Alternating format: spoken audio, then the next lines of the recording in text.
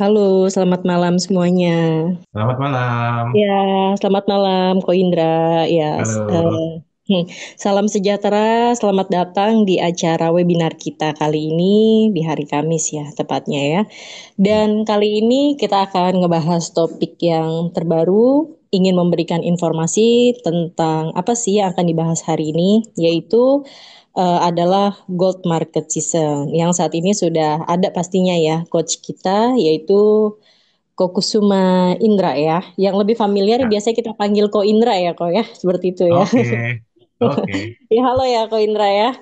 Ya, Dan di sini saat ini kan kita ketemu lagi nih Ko Indra. Nah untuk teman-teman para trader yang udah nggak asing dengan Ko Indra ya, sebelumnya udah kenal, sudah belajar banyak dari Ko Indra, nanti bisa kita upgrade lagi untuk skillnya juga. Dan nanti yang bagi teman-teman yang belum kenal bisa lebih kenal dalam lagi dengan Ko Indra pastinya ya, ya. khusus buat belajar trading aja ya teman-teman ya gitu. Dan Oke.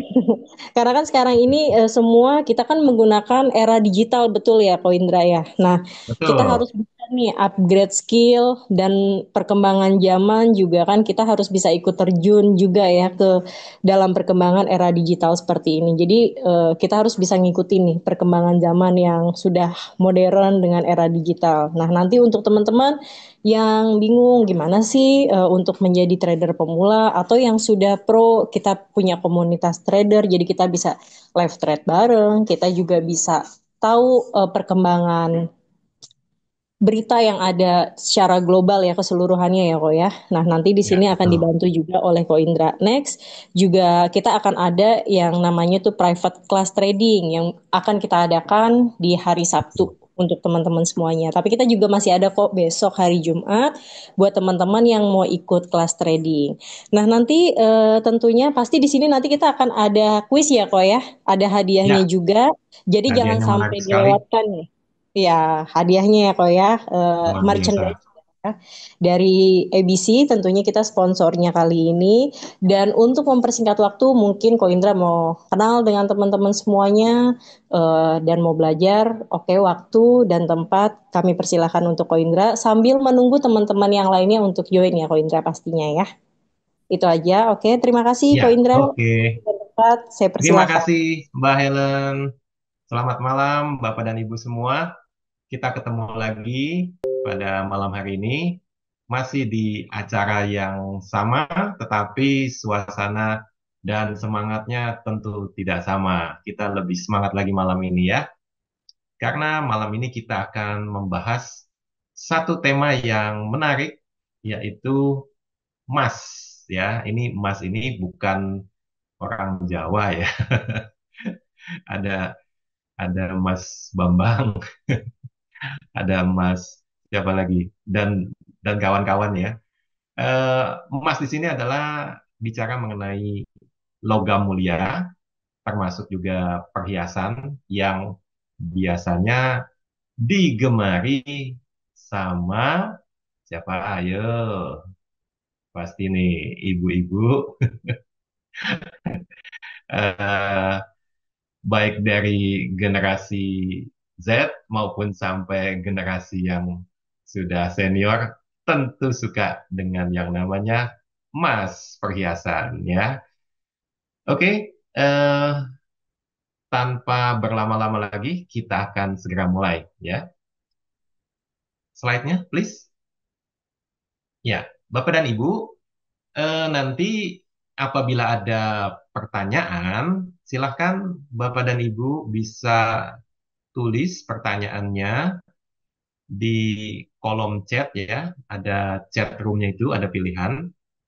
Ketik aja pertanyaannya di situ, apapun itu ya seputar market. Nanti saya akan jawab satu persatu ya. Nanti kita akan diskusikan. Jadi selama saya menjelaskan slide ini, silakan Bapak dan Ibu apabila ada pertanyaan bisa tuliskan pertanyaannya di kolom chat.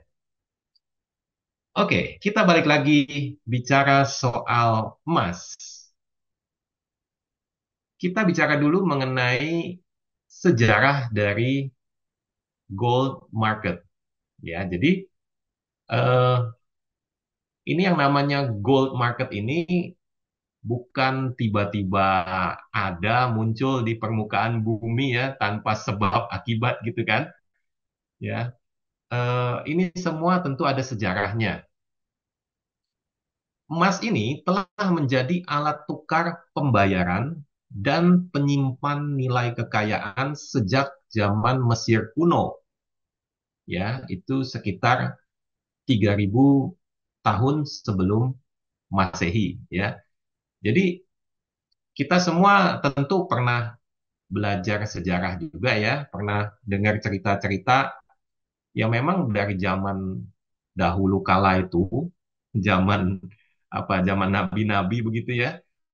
Zaman Mesir itu memang kan alat pembayaran itu kan dengan menggunakan emas ya. Tetapi mungkin masih ya cetakannya masih berantakan gimana gitu ya. Nah, terus kan mulai itu emas eh, dibawa terus sampai ke zaman sekarang ini. Kalau kita lihat film-film kolosal begitu, itu juga menunjukkan pada saat ada transaksi pembayarannya pakai emas ya. Eh, Film silat gitu ya, film kungfu juga itu kan suka jagoannya itu atau rajanya suka kasih bongkahan emas gitu ya untuk pembayaran gitu untuk transaksi. Nah, jadi emas ini sebenarnya sudah dari sejak zaman dahulu kala ini sudah ada gitu, bukan hal yang baru begitu ya.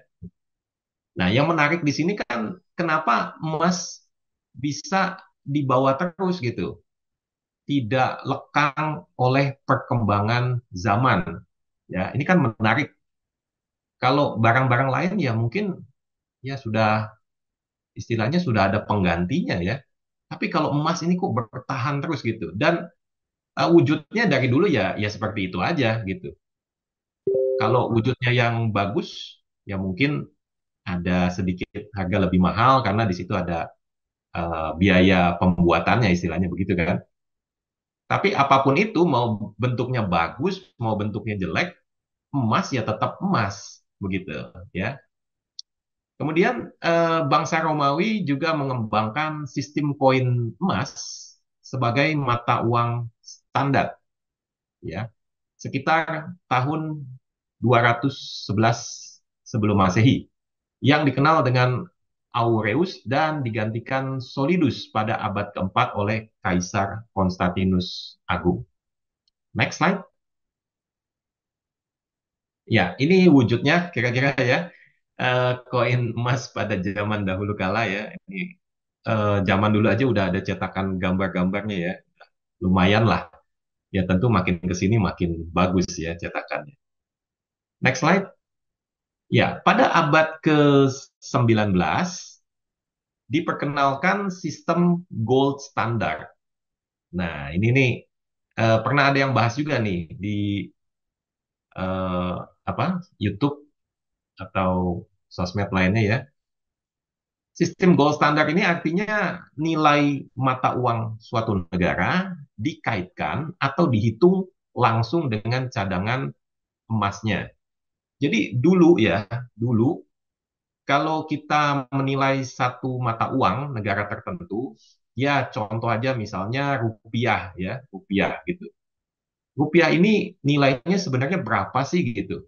Kekuatannya ini berapa sih rupiah ini gitu? Itu ngitungnya dari seberapa banyak cadangan emas yang dimiliki sama Indonesia sebagai negaranya gitu. Ya, jadi kalau negara yang punya simpenan emas, apalagi punya sumbernya, punya tambangnya yang melimpah, ya tentu dia punya cadangan banyak sekali dan mata uangnya menjadi kuat sekali gitu ya pada waktu itu. Jadi mata uang itu ukurannya adalah berapa jumlah emas yang dimiliki oleh negara tersebut. Nah, tahun 1944 pada perjanjian Bretton Woods menetapkan dolar ya mata uang dolar ini sebagai mata uang yang pertama didukung oleh emas. Jadi konversinya pada saat itu 1 dolar, sorry, $35 per 1 ons emas gitu. Jadi setiap kita punya $35 itu setara dengan 1 ons emas pada waktu itu ya, pada waktu itu. Jadi setiap negara ini masing-masing mulai mengkonversikan gitu mata uangnya gitu. Ya, patokannya tetap dolar. Next slide. Ya, pada tahun 1971 Presiden Amerika yang namanya Richard Nixon menghapus sistem tersebut.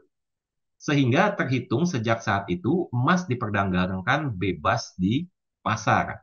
Nah, jadi ini kalau lihat keadaan sekarang kan mungkin timbul pertanyaan ya, ini kenapa ya dolar kok bisa sampai 17.000 gitu, rupiah kita ini gimana nasibnya, ya kan? Terus jangankan dolar Amerika, terhadap dolar Singapura juga kita juga ketinggalan gitu, padahal tetangga sendiri. Nah, kok bisa seperti itu saat ini? Ini sebenarnya adalah ulah dari si Presiden Richard Nixon ini gitu. Jadi pada waktu itu dia mengubah yang tadinya standar untuk menetapkan nilai mata uang itu standarnya adalah cadangan emas, dia ubah sekarang nggak pakai emas gitu, melainkan menggunakan dolar sebagai standarnya. Ya, ini memang politik luar negeri ya. Nah, sejak saat itu ya, sejak tahun 1971 itu, jadi semua orang me, eh, bukan semua orang, semua negara mematok mata uangnya terhadap dolar Amerika. Kan lucu ya. Jadi dianggapnya seolah-olah dolar itu setara dengan emas gitu. Padahal dolar atau pound sterling atau apapun itu namanya, itu adalah uang yang dicetak gitu oleh bank sentral. Ya, itu tidak bisa menggantikan nilai emas. Emas adalah emas gitu. Emas itu bukan dicetak, emas itu ditambang, ya kan? Nggak semua orang punya tambang emas. Artinya nggak semua orang punya kekayaan. Kalau mata uang, baik itu dolar, pound sterling, rupiah, termasuk itu semua dicetak gitu. Ya, kalau kurang duit, cetak lagi, cetak lagi. Ya semudah itulah istilahnya. Nah, jadi akibat ulah dari Presiden Nixon ini, emas yang tadinya the real money ya sebagai eh, alat mengukur kekayaan sekaligus alat transaksi perdagangan dari zaman dahulu itu digantikan posisinya dengan dolar ya. Jadi orang ini satu dunia ya secara politik dicuci otaknya atau bagaimana gitu sehingga menganggap dolar itu menjadi barang yang mahal, berharga gitu, menggantikan posisi emas. Nah, sejak saat itu juga lah terjadi yang namanya kurs ya satu sama lain dan mengakibatkan mata uang yang satu dengan yang lainnya juga ada yang tambah naik, ada yang tambah turun begitu ya. Karena dasarnya ini adalah eh, mata uang US dollar. Jadi sekarang kita bisa pahami ya, kenapa ada kurs gitu, kenapa ada money changer gitu kan. Ini kok kursnya naik-naik terus gitu, atau turun-turun terus gitu. Kenapa bisa seperti itu? Ya ini semua dimulai awalnya dari eranya Presiden Richard Nixon. Oke, kemudian emas menjadi aset investasi utama dalam bentuk perdagangan fisik dan derivatif. Ya, ini emas mulai berkembang gitu. Yang tadinya emas itu buat alat transaksi, ya kan, sebagai uang istilahnya. Kemudian emas ini berkembang malah menjadi aset investasi yang utama. Begitu. Next slide.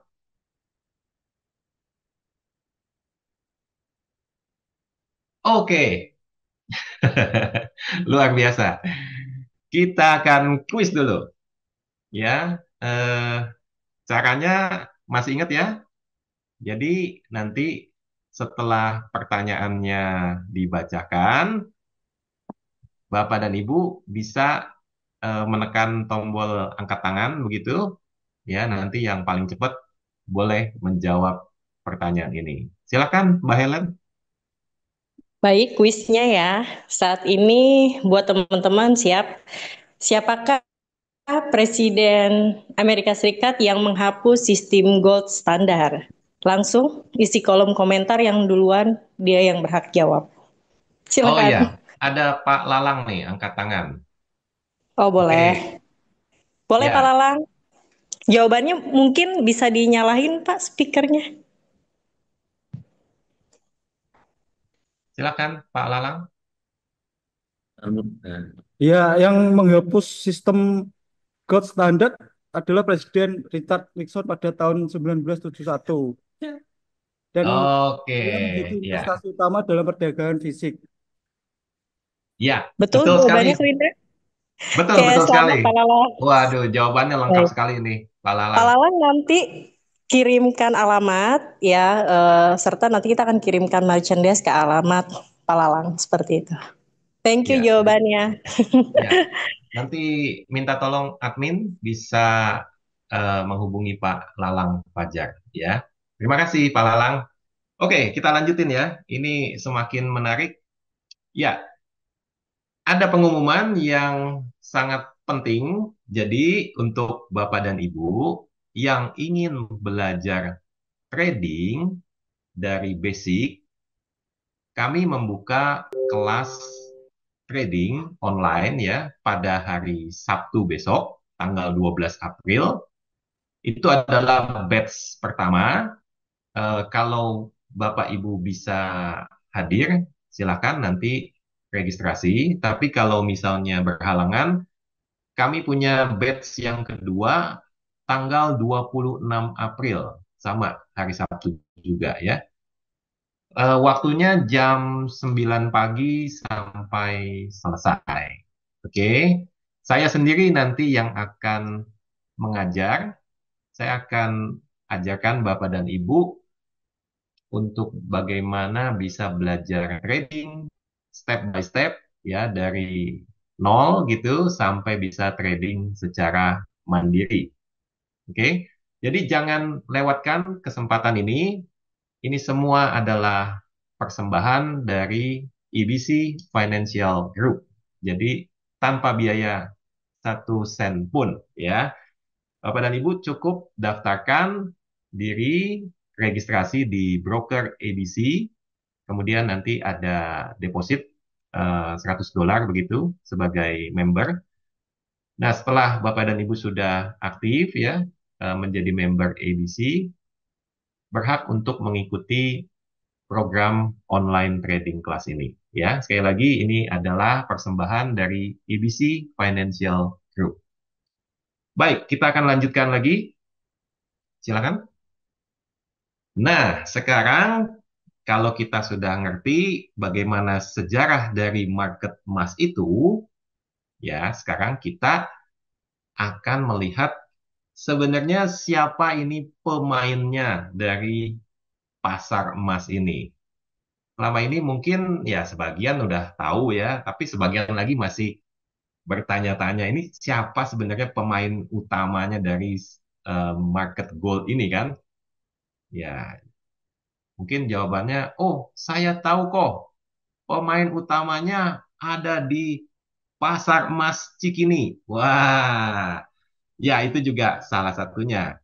Tetapi yang terbesar sebenarnya adalah pertama bank sentral. Ya, bank sentral ini setiap negara punya bank sentral ya, termasuk Indonesia. Kita kenal namanya Bank Indonesia. Kalau Amerika itu Federal Reserve ya. Kalau Eropa European Central Bank atau disingkat ECB, kemudian ada Inggris juga, dan semua negara ini punya yang namanya bank sentral. Jadi pemain pasar emas ini yang terbesar tentu adalah bank sentral, ya.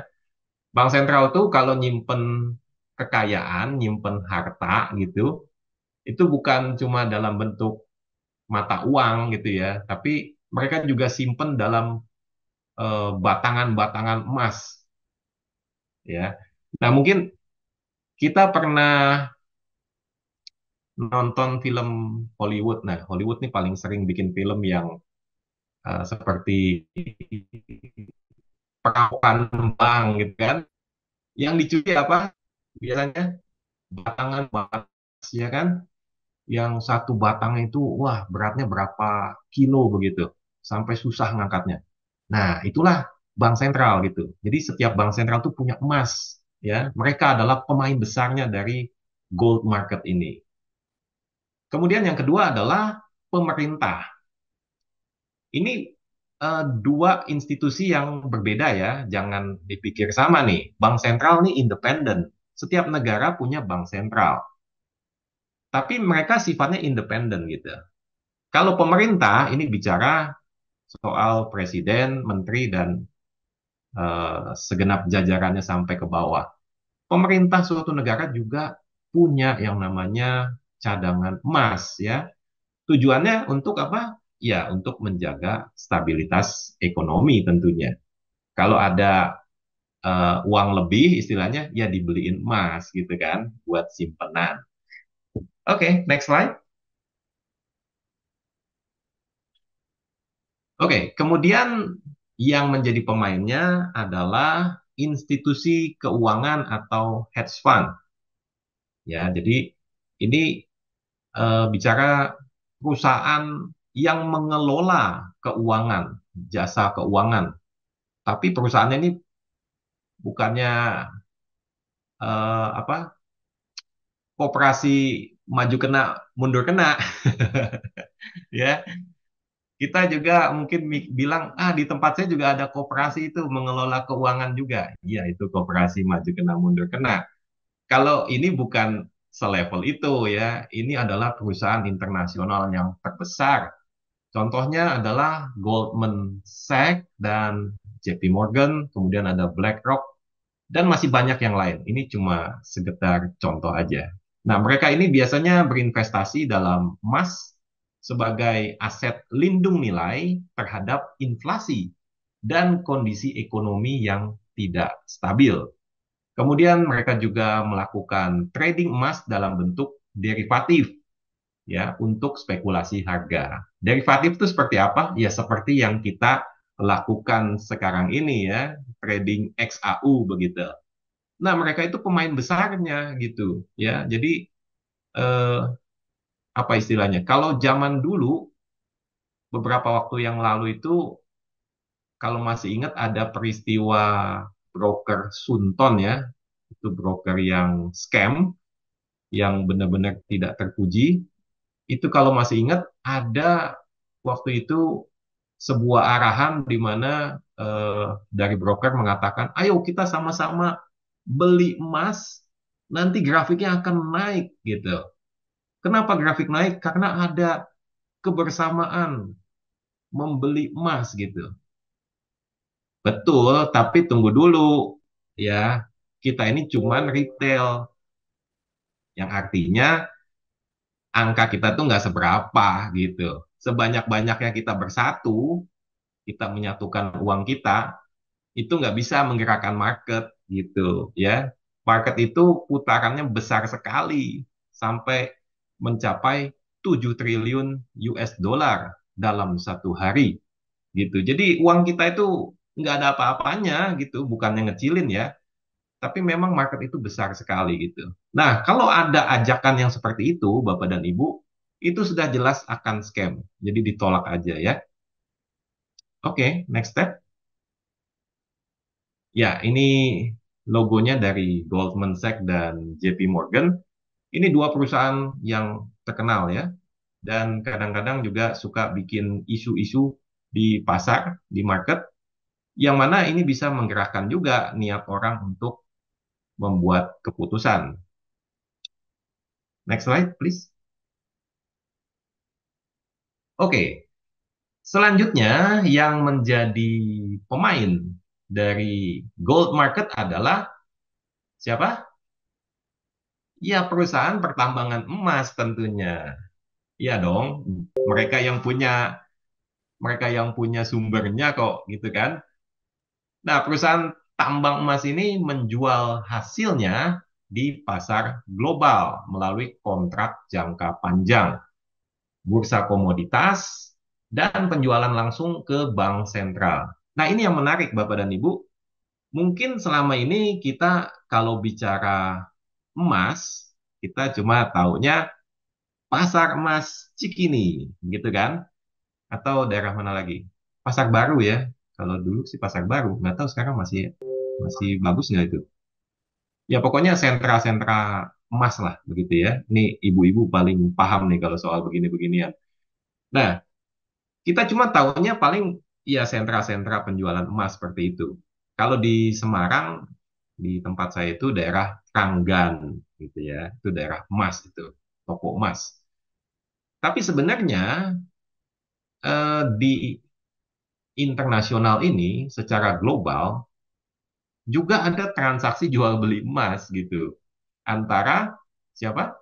Antara yang punya tambang sama bank sentral.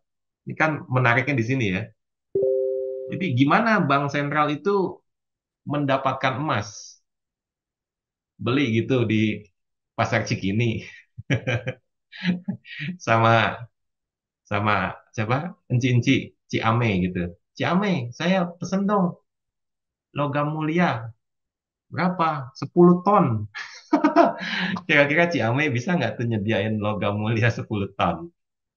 Waduh, pusing dia pasti.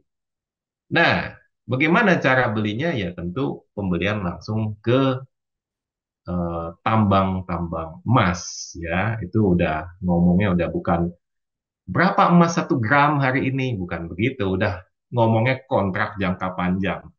Berapa ton Anda mau beli gitu kan? Maka itu nanti disiapkan barangnya ya. Nah, ini adalah beberapa tambang emas ya, ini contoh aja yang terbesar ya, terbesar. Pertama ada Barrick Gold Corporation Kanada, kemudian ada Newmont Corporation. Ini kita pernah dengar ya, nama Newmont ini ada di tempat kita juga. Kemudian ada Anglo Gold Ashanti ya di Afrika Selatan. Next slide.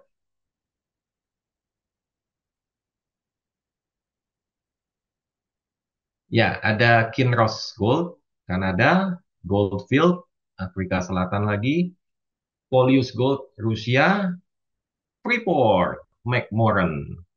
Kerjasama antara Amerika dan Indonesia. Wah, ada juga nama kita di situ ya. Kemudian ada Zijin Mining Group China. Ya, jadi ini contoh aja. Masih banyak yang lain sebenarnya, tapi ini yang masuk dalam kriteria terbesar di dunia. Ya, termasuk Freeport ini masuk dalam tambang terbesar di dunia. Oke, next slide. Lalu siapa lagi player dari gold market? Bursa utama komoditas perdagangan emas. Ya, istilahnya ini bursa ini ya tempatnya berdagang gitu kan, pasarnya gitu. Pasar induknya istilahnya begitu ya. Ada beberapa bursa di global ini. Yang pertama London Bullion Market Association ya, kemudian ada New York Mercantile Exchange atau disingkat NYMEX ya. Ini sering kita eh, baca mungkin di berita-berita. Nah, kemudian ada Shanghai Gold Exchange ya dan Tokyo Commodity Exchange. Nah, ini yang menarik, Bapak dan Ibu. Tahukah Anda kalau ternyata ya dua dari 4 bursa emas di dunia adanya di Asia. Jadi sebenarnya pemain emas ini banyak di Asia loh, gitu. Kita kan selama ini kan terlalu eh, Western minded gitu kan, Western minded. Pola pikirnya terlalu ke barat-baratan gitu. Ternyata enggak juga gitu. Asia juga punya pengaruh, punya transaksi yang besar juga dalam hal emas ya khususnya. Next slide, please. Ya, siapa lagi yang menjadi playernya gold market? Retail trader. Nah, ini ya. Ini terbagi dua, retail ini. Yang pertama adalah yang membeli emas secara fisik, batangan atau koin, ya termasuk perhiasan nih di sini ya. Biasanya nih kalau eh, mau hari raya beli emas apa jual emas nih? Saya kurang tahu juga nih. Belum disurvei, belum disurvei. Ya mungkin beli emas lah ya buat kita pakai-pakai kunjungan-kunjungan gitu kan. Lumayan ada aksesorisnya.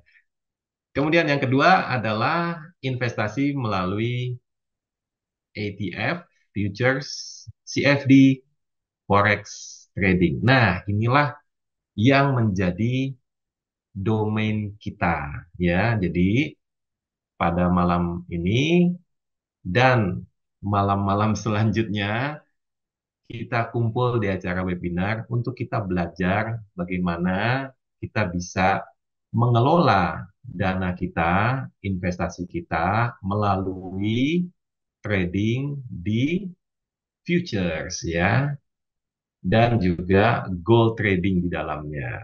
Ya, jadi peluang mendapatkan keuntungan, peluang mendapatkan profit di market forex ini sangat-sangat besar, sangat potensi sekali. Karena itu, Bapak dan Ibu, aktif terus dalam webinar ini ya, dan kalau ada waktu, ada kesempatan, bisa ikut kelas belajar trading bersama saya. Nanti saya ajarin step by step dari basic. Oke, next slide. Nah, ini siapa ini? Ada yang kenal apa enggak ini? Wah, langsung. Itu kayaknya tetangga saya tuh kok. Gitu. Iya itu tuh lagi pilih-pilih itu model yang mana yang bagus ya. Ya, ini memang dunianya ibu-ibu ya. Tentu ibu-ibu lebih paham soal ini ya. Oke, yang ada di cermin saya tahu. Ya, oke Pak Ismail. Nah, jadi eh, emas ini kan luar biasa ya. Ini luar biasa sekali. Yang saya sampaikan tadi, zaman ini boleh berubah ya. Zaman dulu kan ada zaman besi gitu kan. Zaman besi, kemudian apalagi zaman batu gitu ya. Itu semua kan berubah ya. Tapi yang namanya emas dari sejak zaman Mesir yang tadi kita sudah baca sampai sekarang emas nggak pernah berubah gitu ya. Emas tuh nggak pernah berubah. Bahkan sampai kapanpun yang namanya emas tetap emas, tidak pernah berubah ya. Nah, oleh karena itu ada pepatah ya, ada istilah begini. Seseorang yang baik ya, budi pekertinya, karakternya itu bagaikan emas. Ya, pernah dengar ya, kira-kira seperti itu ya. Kenapa eh, diumpamakan emas gitu? Kenapa nggak diumpamakan berlian atau yang lainnya? Anda tahu kenapa? Karena emas itu walaupun dipanaskan, dilebur, yang namanya emas asli dia akan tetap emas, ya. Yang hancur oleh api itu adalah unsur-unsur lain, logam-logam lain yang bukan emas. Tapi yang namanya emas tetap akan keluar sebagai emas, begitu. Oke. Nah, jadi sampai kapanpun yang namanya emas ini akan tetap ada. Oke, next slide.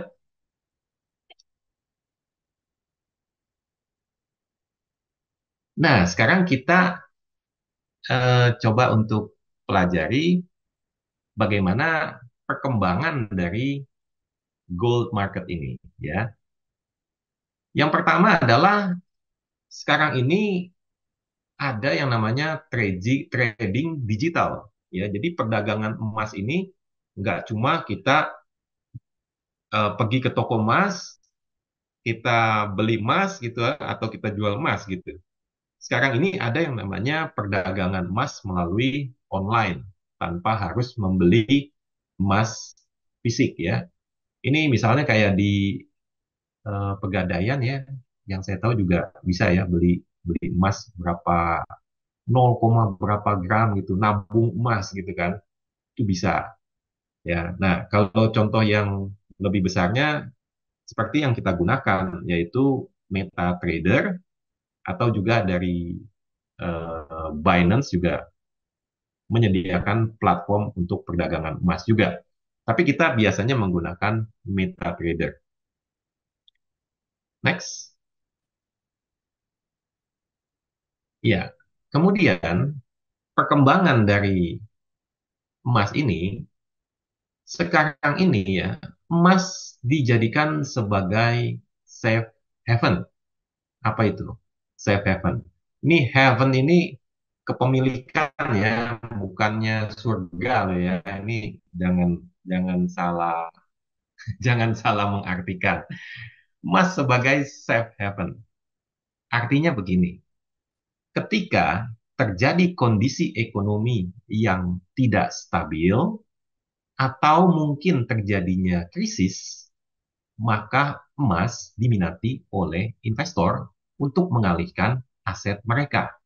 Ya, artinya gini, eh, kemarin Bapak dan Ibu yang ikut acara webinar hari Selasa, saya sudah sampaikan kalau kita punya uang sebagai investor, tentu kita harus memilih apakah kita akan masuk di sektor real atau di sektor keuangan.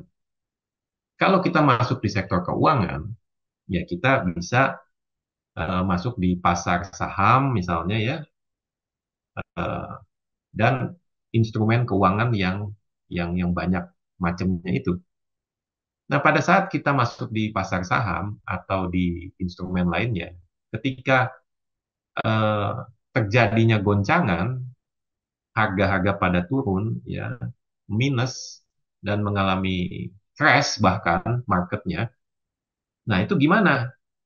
Kita ambil dana kita, terus kita, ya, paling gampang taruh aja di deposito gitu kan. Iya, itu paling gampang memang seperti itu. Sambil kita tunggu, kita mau ngapain, kita taruh dulu di deposito. Betul, setuju. Tetapi para investor atau hedge fund kelas dunia, mereka menarik dana mereka bukan dimasukin ke deposito, tapi mereka alihkan ke emas, ya. Jadi mereka membeli emas sebagai lindung nilai, yang artinya ketika terjadi sebuah masalah di kondisi ekonomi, contoh misalnya krisis gitu. Nah, maka harga-harga berjatuhan, ya, mata uang juga terdepresiasi, dolar naik gila-gilaan, gitu kan. Nggak ada lagi yang bisa diandalkan.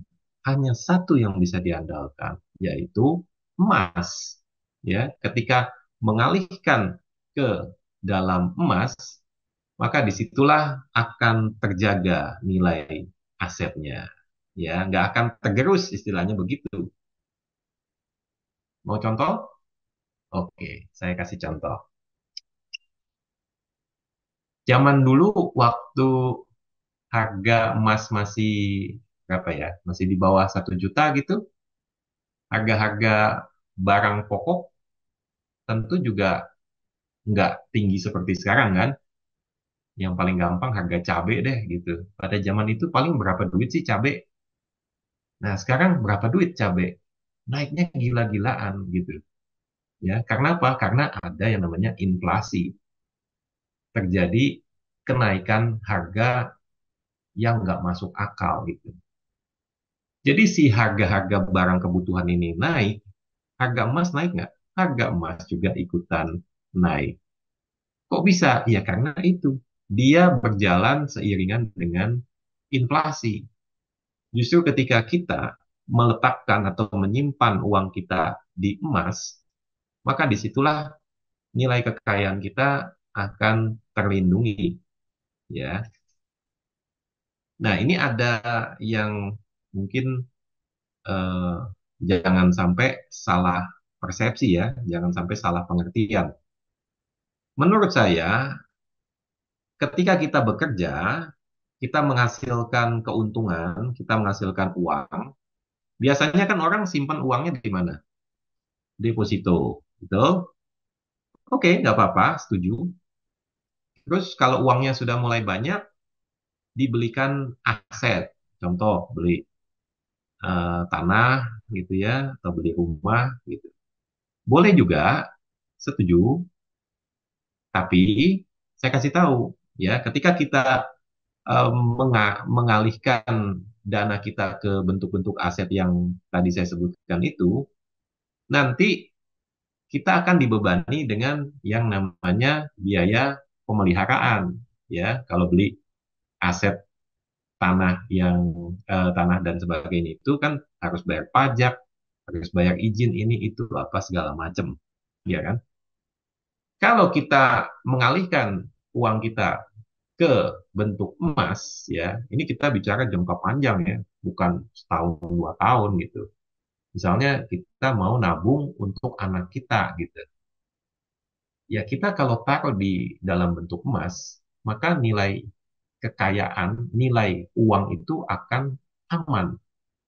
Ya, nanti misalnya 20 tahun ke depan, kita beli emas saat ini harganya berapa sekarang? 1,8 ya kalau nggak salah, kisaran itu 1718.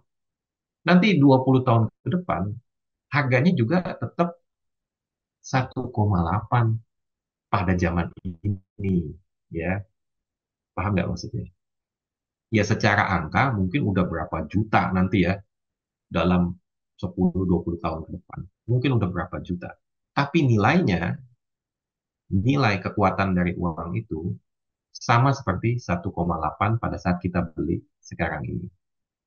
Gitu ya. Jadi kalau analogi sederhananya itu saya pernah melihat ada orang bikin konten ya di YouTube, harga satu ekor kambing gitu ya, satu ekor kambing pada zaman dahulu itu dinilai berapa dinar begitu kan. Nah sekarang satu ekor kambing harganya udah berapa juta. Nah berapa jutanya hari ini kalau dikonversikan ke dalam dinar sebenarnya sama gitu, sama. Nah jadi the real money menurut saya adalah emas, ya bukan uang dolar atau rupiah gitu, apalagi Bitcoin. Jadi bukan itu. Nilai uang yang sebenarnya itu adalah emas sebenarnya. The real money itu adalah emas gitu. Ya, jadi kalau kita mau menyimpan uang kita, sebaiknya simpan dalam bentuk emas. Ya, tapi bukan emas yang eh, apa istilahnya ya, nabung di digital seperti itu ya. Nanti kalau datanya hilang, kacau semua gitu. Ya belilah. Mungkin kalau masih belum cukup dananya, kita nabung dulu sampai eh, angka tertentu, nilai tertentu kita bisa beli. Katakan beli 5 gram misalnya atau 10 gram. Nah, itu kita bisa simpan ya untuk masa yang akan datang atau kita bisa wariskan kepada anak-anak kita. Ya, saya pikir seperti itu. Itu emas sebagai safe haven begitu. Lindung nilai. Nah, nanti ini ada kontradiksinya. Kita akan lihat nanti setelah ini ya. Kemudian harga emas akan melonjak naik saat terjadinya krisis ya, krisis keuangan 2008 dan juga pandemi COVID itu emas naik. Oke, nanti kita akan lihat. Next slide.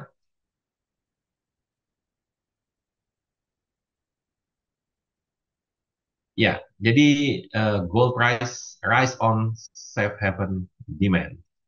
Oke, jadi harga emas tentu akan melonjak ya ketika permintaan terhadap lindung nilai ini meningkat, begitu ya. Ketika aset-aset lain sudah tidak bisa diandalkan, bursa saham jeblok gitu kan, properti juga lesu begitu kan. Wah, kita mau ngapain nih? Duit kita kita mau taruh di mana? Taruh di bank aja. Wah, jangan-jangan banknya dilikuidasi lagi besok, kacau semuanya. Nah, bingung kan jadinya.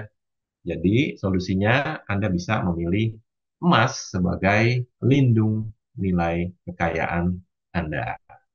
Gitu. Next slide. Iya, eh, kemudian bicara mengenai regulasi dan transparansi, LBMA dan Commodity Futures Trading Commission, CFTC, mengatur pasar emas untuk mencegah manipulasi harga dan menjaga transparansi perdagangan. Jadi, ketika kita trading gold, ya, ketika kita trading gold di broker ABC, ini bukan harganya bebas seperti itu, tetapi ada otoritas badan regulasi yang mengawasi transaksi perdagangan emas ini, ya, seperti yang tertera di monitor LBMA dan CFTC ya. Ini dua otoritas yang mengawasi supaya perdagangan emas secara online khususnya ya ini bisa transparan. Next slide. Ya, ini juga menjadi perkembangan dari gold market ya. Yang tadi saya sampaikan, Anda mungkin nggak paham ya atau baru dengar. Saya juga ketika meriset ini juga agak kaget juga ya. Ternyata terjadi peningkatan perdagangan emas di Asia. Ya, jadi jangan kita terlalu Western minded ya, dikit-dikit, wah itu orang Amerika, itu orang Eropa yang bisa begitu. Ternyata enggak juga loh. Ya, belakangan ini di Asia terjadi peningkatan perdagangan emas. Cina dan India adalah pasar emas terbesar di dunia. Nah, baru tahu kan? Kita pikir apa? Amerika. Enggak. Ternyata Cina dan India adalah pasar emas terbesar di dunia. Ya, dalam bentuk konsumsi, konsumsi ini maksudnya bukan dimakan ya, maksudnya buat dipakai sebagai perhiasan dan juga dalam perdagangan. Shanghai Gold Exchange atau SGE menjadi pusat utama perdagangan emas di Asia. Keren kan? Jadi nggak semuanya eh, kiblatnya itu ke Wall Street New York gitu. Ternyata di Shanghai adalah pusat utama perdagangan emas di Asia. Next slide.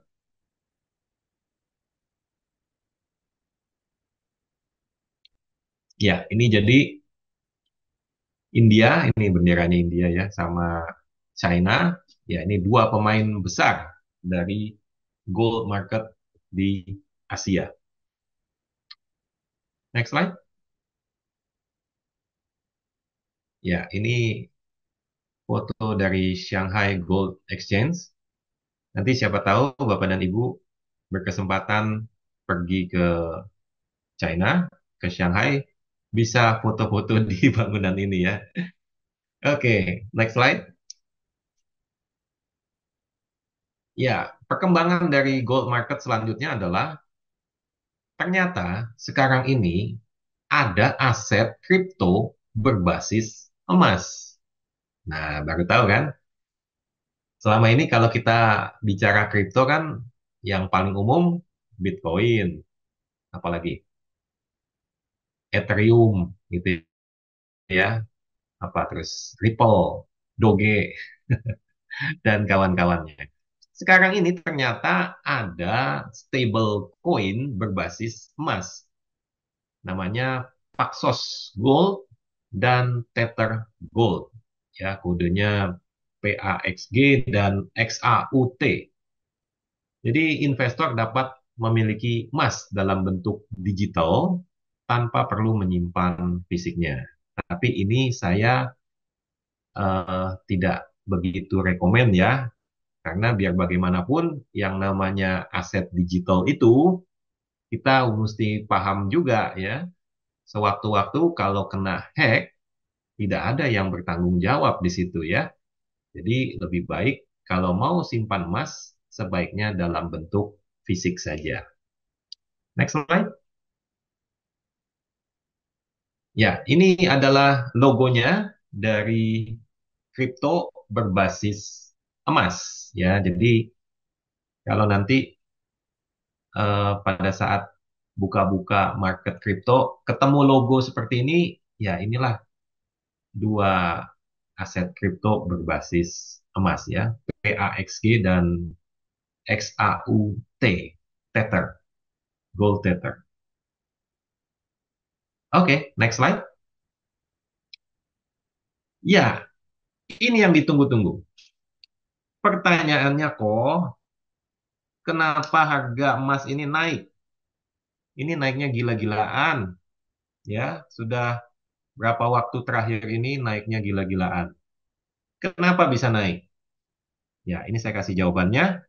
Yang pertama adalah permintaan dari bank sentral berbagai negara sebagai langkah diversifikasi. Oke. Jadi bank sentral itu kerjaannya itu bukan bukan nyimpen emas sebenarnya. Mereka itu mengawasi moneter ya, mengawasi roda bukan perekonomian aja tapi pengolahan keuangan ya, transaksi perputaran uang begitu. Itu bank sentral. Ya sekaligus juga mengawasi pemerintahan yang sedang berjalan, ekonominya bagaimana nih, gitu. Itu tugas utamanya begitu. Tapi karena dilihat, dinilai, wah ini kok arahnya ini naga-naganya ke depan bau-baunya ini seperti kurang sedap ya, maka bank sentral melakukan langkah diversifikasi gitu. Jadi ceritanya nih sedikit banting setir, mulai membeli atau menimbun emas ya. Ini terjadi bukan baru kemarin, bukan, udah dari tahun-tahun yang lalu gitu. Mereka beli emas tuh, simpan emas itu atau menambah cadangan emas itu secara bertahap gitu dari sejak tahun-tahun kemarin begitu ya. Kenapa begitu ya, karena mereka lihat ke depannya ini wah naga-naganya nggak bagus gitu, daripada kita tekor ya kan terjadi inflasi dan sebagainya repot, ya udah kita dari sekarang kita nabung emas begitu kira-kira. Yang kedua adalah Polandia dan China menjadi dua negara pembeli emas terbanyak saat ini. Lagi-lagi China, ya. Jadi ketika orang-orang atau negara lain masih sibuk dengan segala macamnya, China ini pelan-pelan sudah menimbun emas, ya. Pelan tapi pasti gitu. Sedikit, sedikit, sedikit, sedikit. Ya, nggak heran kalau ekonominya kuat sekarang ini, gitu ya. Selanjutnya, kenapa harga emas bisa naik? Karena kebijakan moneter dan suku bunga The Fed.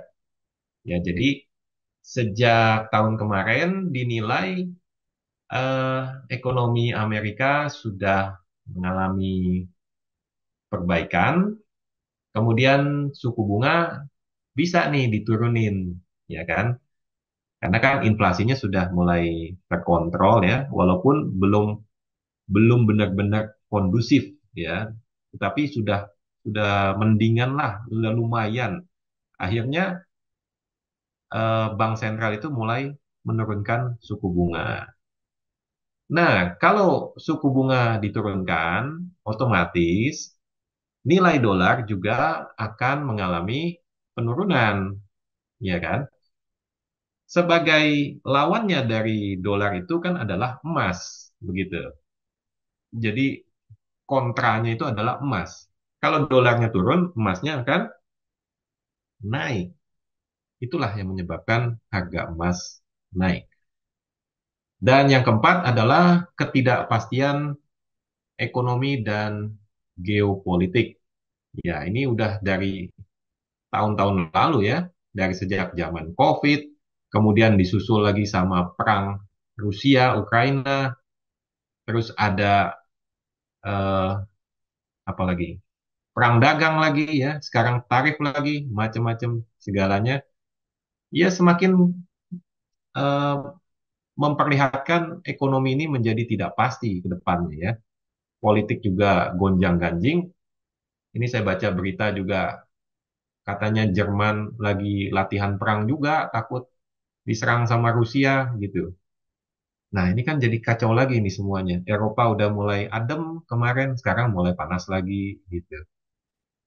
Nah, hal-hal yang seperti inilah yang sifatnya tidak pasti menyebabkan orang lebih memilih membeli emas atau menyimpan emas untuk safe haven, ya, untuk keamanan gitu.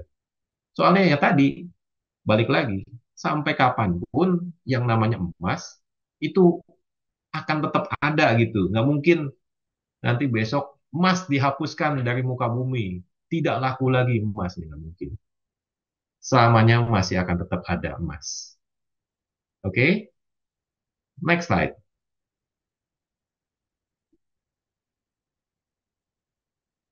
Ya, pertanyaannya, siapa pihak yang diuntungkan saat harga naik? Yang pertama ya pasti investor emas, Anda dan saya ya. Nah, yang biasa beli emas nih, wah, sekarang udah ngipas-ngipas nih ya, harga emasnya sudah mahal sekali gitu kan.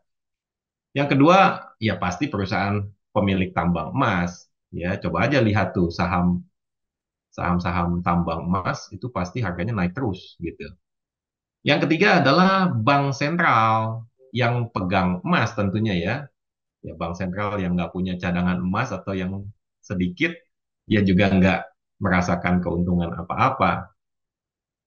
Yang keempat, para hedge fund dan trader, ya termasuk kita. Yang kelima adalah produsen dan penjual perhiasan emas. Nah, ini yang menarik nih di Indonesia ini, belakangan ini, karena harga emas naik gitu kan, ceritanya ada orang yang merasa, wah saya udah untung banyak nih gitu. Saya mau jual emas saya, soalnya ini udah naiknya udah banyak lah gitu. Saya mau jual emas saya. Pergilah ke toko emas. Toko emasnya bilang, saya nggak mau beli emas kamu.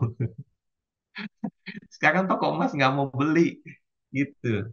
Tidak melayani pembelian emas. Cuman maunya jual doang. Aneh kan? Ya itulah Indonesia. Oke, next slide. Kalau tadi ada pihak yang diuntungkan, tentu ada pihak yang dirugikan saat harga emas naik. Siapakah itu? Pertama, industri elektronik, produsen chip smartphone, dan peralatan medis. Bapak dan Ibu, ingat kata-kata saya ya, nanti ke depan ini yang namanya handphone, komputer, gadget, dan segala macamnya ini harganya pasti akan naik gitu. Kenapa? Karena bahan bakunya naik. Jadi handphone kita, komputer kita itu di dalamnya ada kandungan emasnya. Tapi tunggu dulu ya, jangan nanti setelah selesai webinar handphonenya langsung dibongkar nih, dicari tahu mana emasnya. Ya itu ada tapi kecil sekali gitu ya. Jangan berpikir emasnya berapa gram gitu, bukan. Ada komponen emasnya. Kenapa ada emasnya? Karena emas itu adalah logam ya yang eh, apa setelah diteliti memiliki kemampuan elektromagnet ya, eh, yang paling bagus gitu, penghantar elektromagnet yang paling bagus. Ya, nanti eh, yang ahli di bidang teknik ini yang lebih bisa menjelaskan. Ya, jadi emas itu bisa menghantar gelombang lebih bagus ya, kira-kira seperti itu dibandingkan logam lainnya.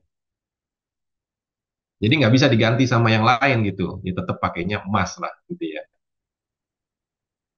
Kemudian yang kedua, yang dirugikan adalah bank sentral yang memiliki cadangan emas rendah, yang mana selalu bergantung pada dolar ya.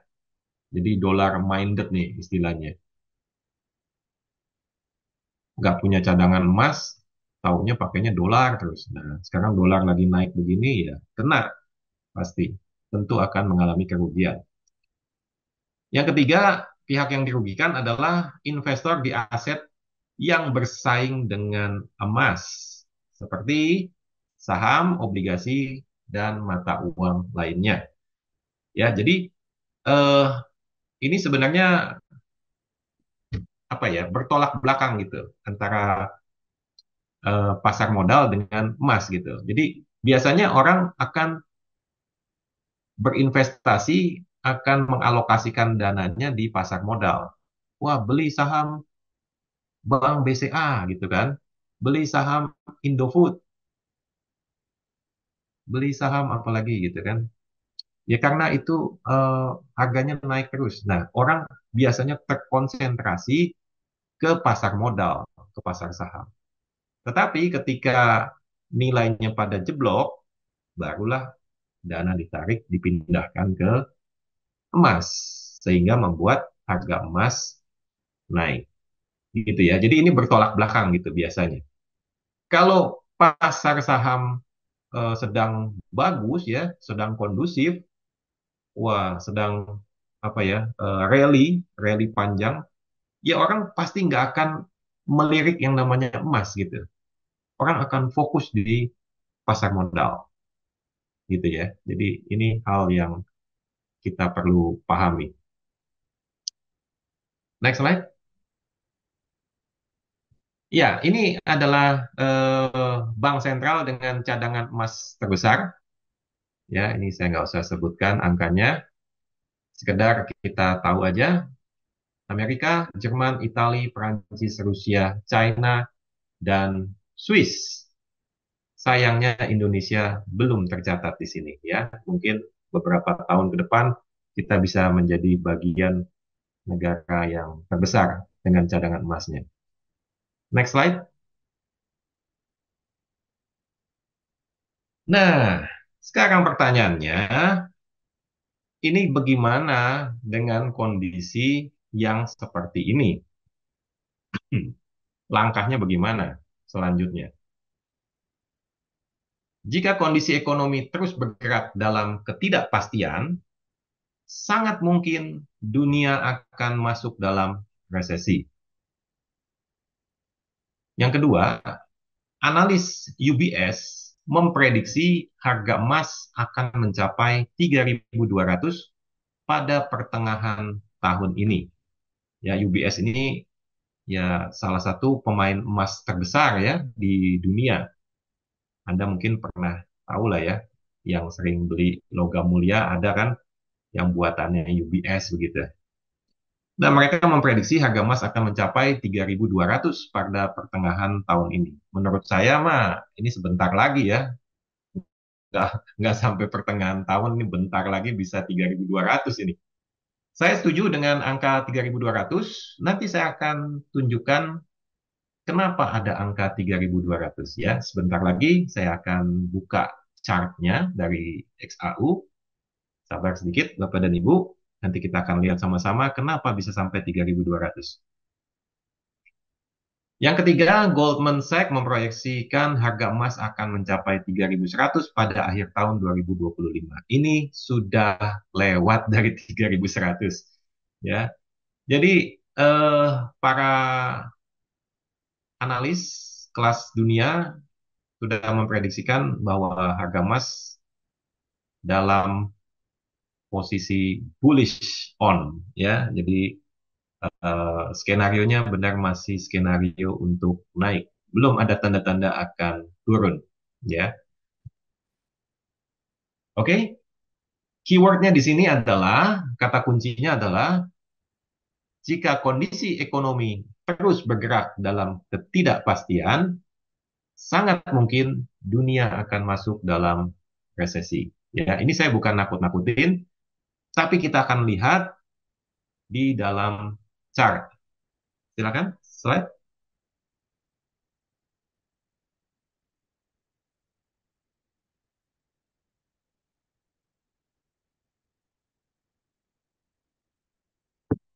Next slide, please. Ya, ini adalah chart atau grafik dari harga emas XAU USD. Saya menggunakan time frame-nya daily.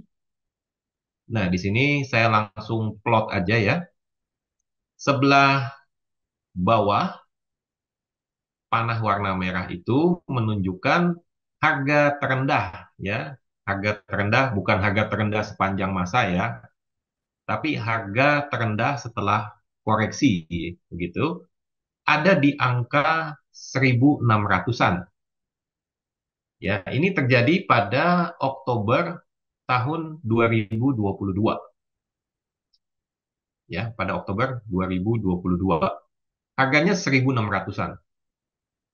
Nah, sekarang bulan April ini harga tertingginya di 3.167. Jadi bisa dibilang sudah naik 2 kali lipat. Betul ya? 2 kali lipat kenaikannya dalam kurun waktu 2,5 tahun. 2,5 tahun. Naik 2 kali lipat. Yang punya emas, wah seneng nih pasti. Wah, hore gitu kan. Kalau bisa naik lagi kok sampai 5.000. Saya sih mau-mau aja. Tetapi ada pesan tersirat di sini. Bapak dan Ibu tahu apa kira-kira? Nggak, ini bukan kuis ya. Ini cuma sekedar pertanyaan. Bukan kuis, bukan kuis. Jadi, ketika harga emas itu naik, apalagi kenaikannya sampai luar biasa seperti ini, itu tandanya there is something wrong. Ya, ada sesuatu yang tidak beres di dalam ekonomi.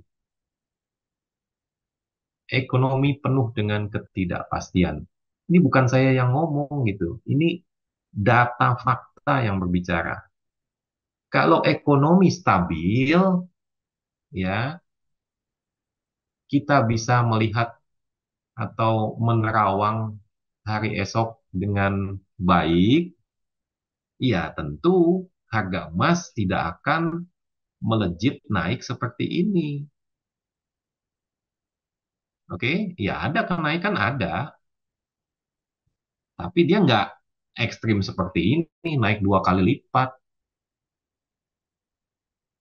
Ketika ada pergerakan harga yang signifikan seperti ini, itu artinya kondisi ekonomi sedang tidak baik-baik saja. Oke, mungkin Anda berkata, kayaknya nggak ada apa-apa kok. Saya masih aman-aman aja. Saya dagang, toko saya masih rame, ya kan? Terus penghasilan saya masih stabil. Ya, kalau memang seperti itu, ya kita bersyukurlah. Puji Tuhan, Alhamdulillah, semua masih baik-baik saja. Tetapi sesungguhnya ketika harga emas naik signifikan seperti ini, artinya kondisi ekonomi sedang tidak baik-baik saja. Hari ini mungkin masih terlihat baik. Saya bukan bicara hal yang buruk. Tetapi cepat atau lambat, mungkin sesuatu yang kurang baik atau tidak nyaman bisa terjadi. Ya, bisa terjadi. Badainya sudah berlalu kok. Kemarin Donald Trump sudah membuat statement tarifnya tidak diberlakukan,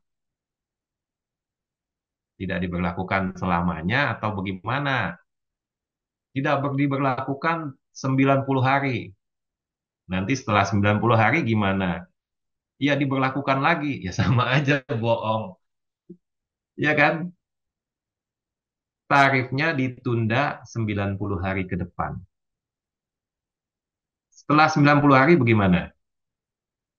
Ya jalan. Aduh, sama aja bohong. Itu cuman menunda-nunda aja. Pada intinya nanti juga akan tubrukan juga.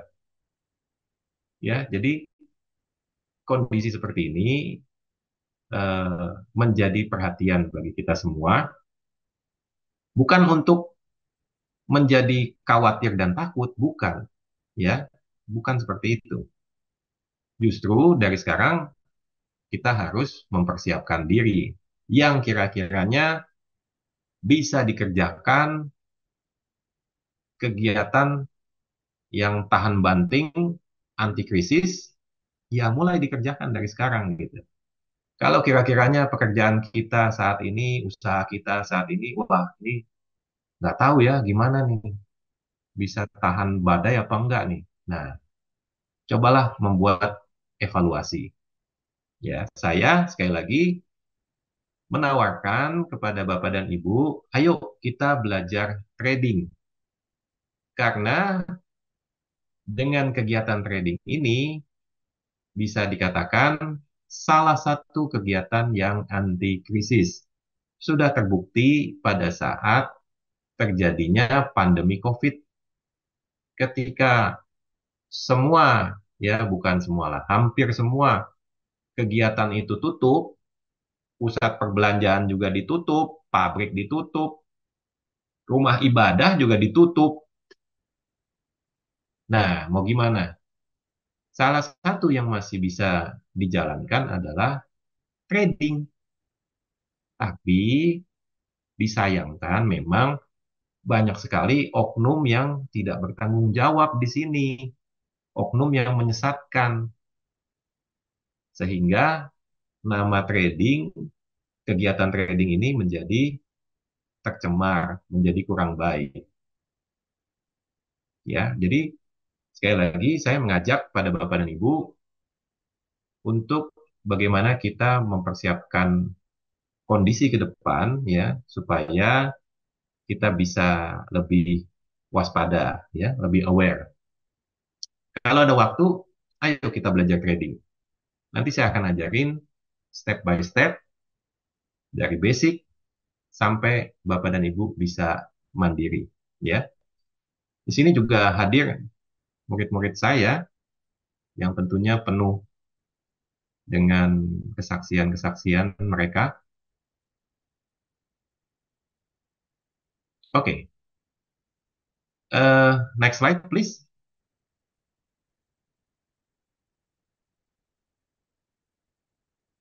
Ya, kita kuis.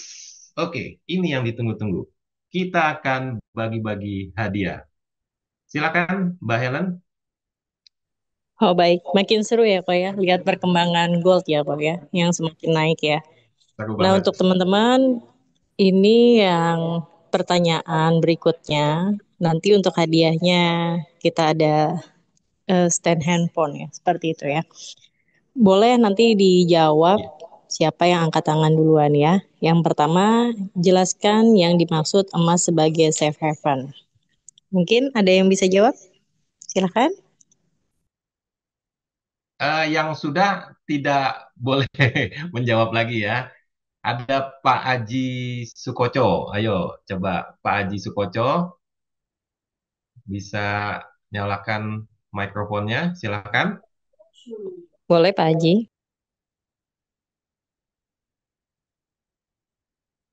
Silakan Pak Aji Sukoco. Satu, dua, tiga. Ya, Pak Haji Ya, Sukoco ya, nggak jawab. nggak jawab. Kita Pak alihkan Prasetyo. ke Pak Pak Randy. Prasetyo. Oh, tunggu. Ya, Pak Randy dulu. Sorry, sorry ya. Pak Randy dulu. Silakan Pak Randy.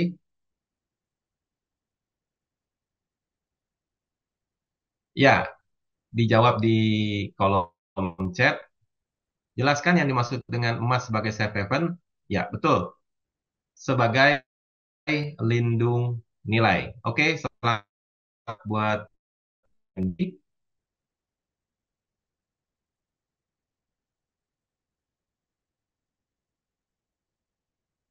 Oke, silakan. Slide pertanyaan selanjutnya, Mbak Helen. Baik, untuk pertanyaan selanjutnya, di sini sebutkan 2 negara di Asia yang menjadi pasar emas terbesar. Ayo, siapa yang mau jawab silakan. Oke. Waduh, langsung dijawab ini Wih, sama Ibu keren nih, Winda. Winda Mbak Ardila. Winda Ya, Ardila. ya, Ibu Winda Betul Ardila. jawabannya kok? Betul, jawabannya adalah India dan China. Selamat buat Ibu Winda Ardila. Terima kasih. Baik. Nah, di sini untuk teman-teman semuanya yang baru join, boleh diisi formnya ya kok ya. Nanti di reminder lagi. Ada di kolom chat komentar. Dan di sini formulir pendaftaran online kelas ABC Financial Group. Kemudian juga di situ bisa teman-teman join grup Telegramnya ya, Ko Indra ya, untuk dapatkan update seputar Oke, tentang market dan untuk kelas trading. Seperti itu. Boleh dilanjut lagi, Ko Indra, silakan. oke. Terima kasih, Mbak Helen. Ya, jadi saya sampaikan lagi di kolom chat. Nanti Bapak dan Ibu bisa buka kolom chatnya. Di sana ada link, ya. Di sana ada link untuk join Telegram. Oke, jadi silahkan bergabung ke dalam komunitas channel ABC ya. Di sana nanti akan banyak informasi seputar market, trading, dan juga event-event yang akan datang. Oke, next slide. Ya, sekali lagi saya sampaikan hari Sabtu besok kita akan mengadakan kelas trading. Bapak dan Ibu semua eh, apabila ingin belajar trading bisa mendaftar ya melalui eh, ada di sini ada ininya ya, ada contact personnya. Oke, ya nanti bisa menghubungi saya atau Mbak Helen ya untuk pendaftaran kelas trading dan ini terbuka untuk semua ya baik Bapak dan Ibu yang hadir maupun yang tidak bisa hadir, silahkan diinformasikan pada teman-teman semua saudara ya untuk bisa bergabung gitu. Nanti untuk Dan eh, di sini boleh teman-teman nomor teleponnya kita ada di kolom komentar ya, Ko Indra ya. ya, Seperti itu.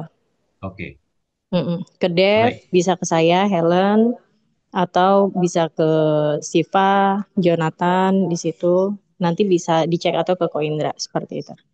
ya, Makasih. oke. Dan pengumuman selanjutnya besok ya, Bapak dan Ibu, eh, kita akan ketemu lagi besok ya, besok hari Jumat jam 19.30 kita akan belajar mengenai technical analysis yang simple ya, simple technical analysis. Jadi kita akan belajar bagaimana membuat analisa di chart ya untuk kita bisa entry, kita bisa dapatkan profit ya yang hobinya buy sell besok ini wajib hadir oke karena saya akan ajarin satu teknik yang sederhana bagaimana kita bisa entry dan menghasilkan profit. Besok kita ketemu lagi. Oke? Ini jangan bubar dulu karena saya setelah ini saya mau tampilkan chart di MetaTrader ya, sabar. Oke, ini screen-nya tolong di close ya. Saya akan tampilkan MetaTrader saya. Harap bersabar.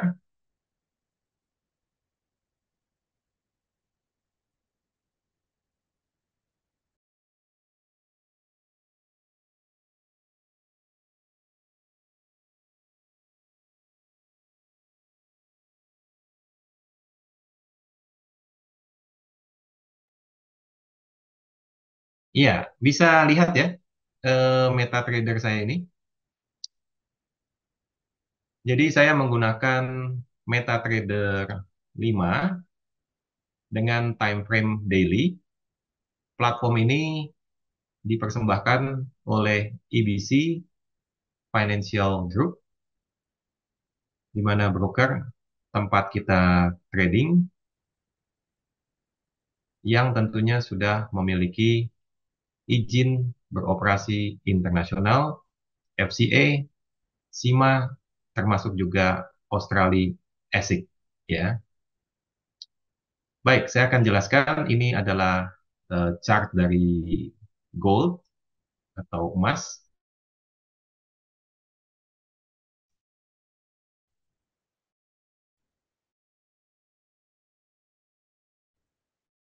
Garis hitam ini yang ada di monitor adalah garis moving average 200 eksponensial. Garis moving average 200 ini atau garis hitam ini adalah penunjuk arah tren. Ketika harga atau candle-candle ini berada di atas garis hitam, ini menunjukkan trennya adalah naik. Sebaliknya, ketika harga berada di bawah garis hitam, menunjukkan trennya sedang turun. Nah, kalau kita perhatikan, dari sejak tahun 2022, ya, yang saya sebutkan tadi, dari tahun 2022, ini telah terjadi eh, penembusan, ya, telah terjadi penembusan dan mengakibatkan trennya berubah dari yang sebelumnya turun menjadi naik, ya. Nah, sejak saat itulah harga gold dalam skenario bullish, ya, atau rally panjang. Jadi selama garis hitam ini belum di skenario-nya masih akan tetap naik. Oke, itu yang pertama.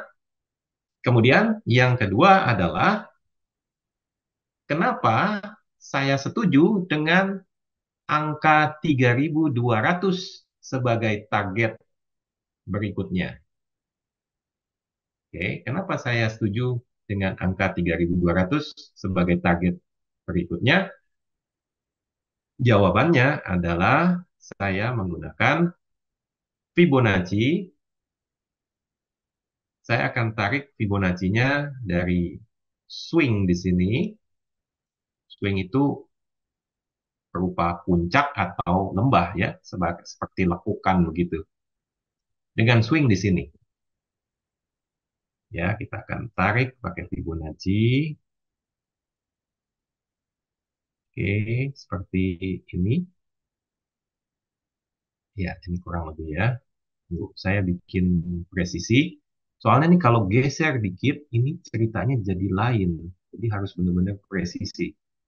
Jadi cara kita menggunakan teknik Fibonacci ini harus presisi. Kalau mau benar-benar dapat angkanya yang tepat begitu ya. Nah, ini muncul angka-angka di mana menjadi target pergerakan harga.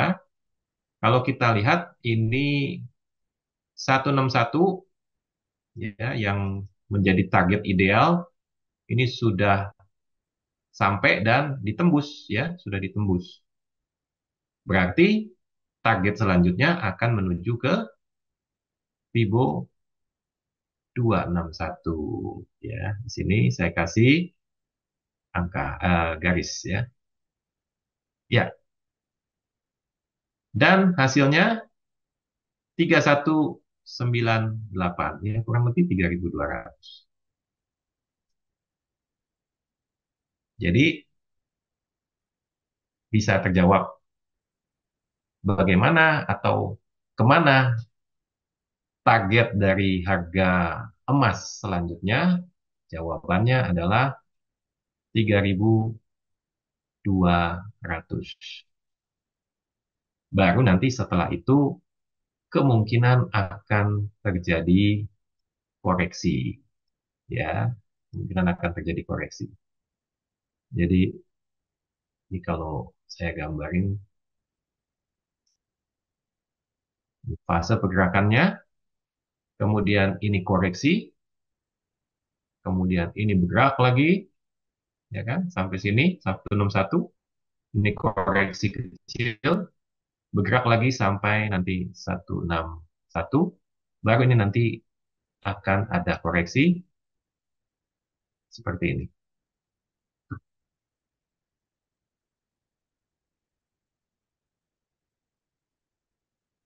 Oke, jadi terjawab ya. Eh, Bagaimana atau kemana harga gold selanjutnya? Ya, jadi kalau ada yang bilang udah kemahalan, ini mau turun apa segala macam, menurut saya targetnya harus tercapai dulu di 261 ini. Ya, nanti baru ketika sudah mendekati 261 atau sudah kena, apalagi sudah kena ya, baru nanti kita bicara skenario untuk turun ya. Turun bukan balik lagi ke angka 1.000 dolar gitu, bukan. Kita turun untuk sebatas koreksi saja. Ya, biasalah. Karena harganya terlalu mahal, kan hukum supply demand berlaku gitu. Karena terlalu mahal ya orang ya nggak mau beli juga gitu kan. Yang ada orang jual gitu. Ya, seperti ini. Ada pertanyaan, Bapak dan Ibu? Silakan kalau ada pertanyaan, bisa ketik pertanyaannya. Atau mau open mic, silakan. Masih ada waktu sedikit, 5 menit. Open mic boleh kok, maaf kok. Oke, silakan. Sebutkan nama. Kalau ada ya Ismail kok, Oke, Depok. Pak Ismail, silakan. Ini kok Indra ada analis itu sempat baca eh, memperkirakan di akhir tahun ini harga emas itu sampai 4.000. Nah, kalau yang itu dasar analisnya pakai apa ya kok sampai 4.000 gitu kok. Kalau yang 3.200 kan Fibo tuh ininya Ya, aku namanya formulasinya lah gitu. Nah, kalau yang 4.000 itu apa tuh kok? oke. eh yang saya gunakan ini adalah time frame-nya daily ya. Jadi kalau kita menggunakan time frame yang lebih besar seperti weekly, ya mungkin saja kita akan mendapati angka itu ya. Ini kita coba-coba ya. Kita coba-coba ya. Kita akan lihat swing-nya dulu di weekly ya. Di weekly ini kita akan lihat swing-nya. Nah, swing-nya ini kalau saya lihat adanya di sini, ini dan ini. Ya, saya sih belum pernah melakukannya, tapi kita coba. Oke, sekalian kita mau tahu bagaimana ceritanya.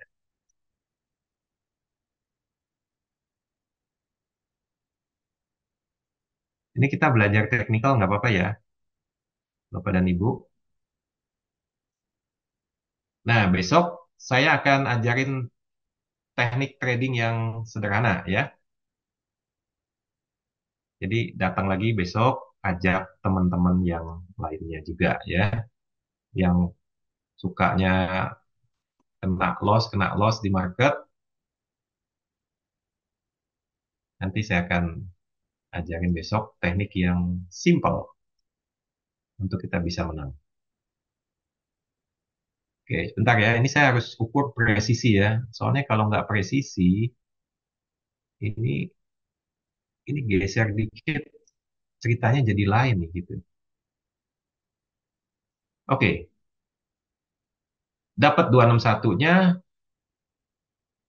Kalau secara weekly, angkanya di 3.300 Pak. 3.300. Ini jangan dicoret-coret ya, Pak Atwin. Pak Atwin, jangan dicoret-coret, Pak Atwin.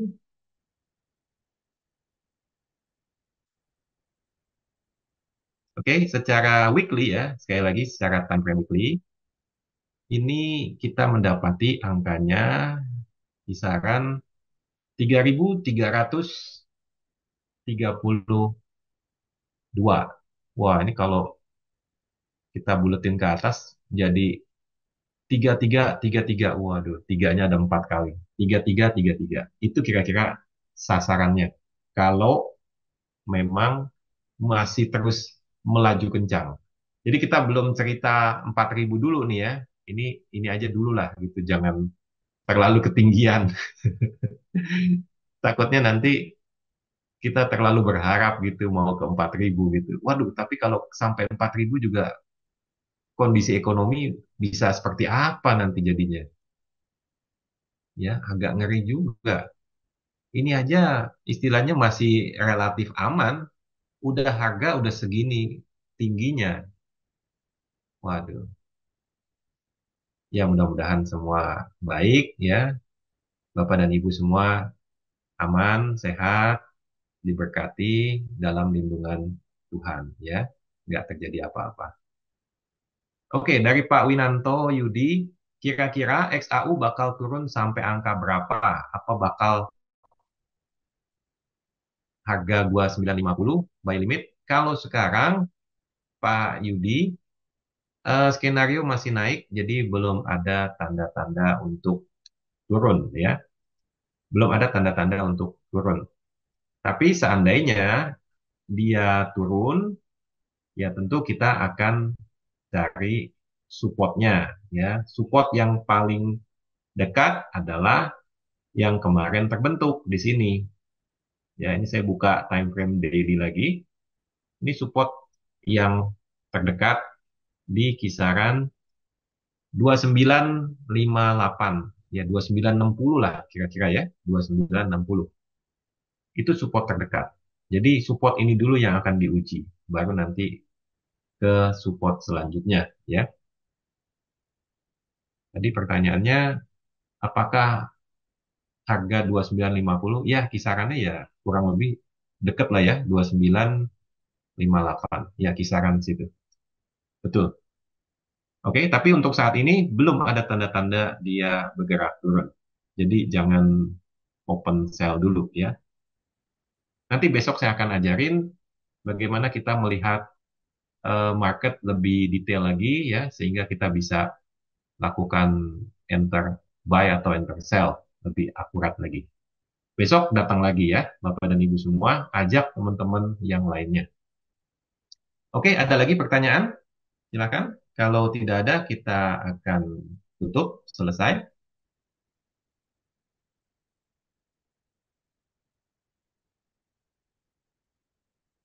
Ya, cukup ya, Bapak dan Ibu.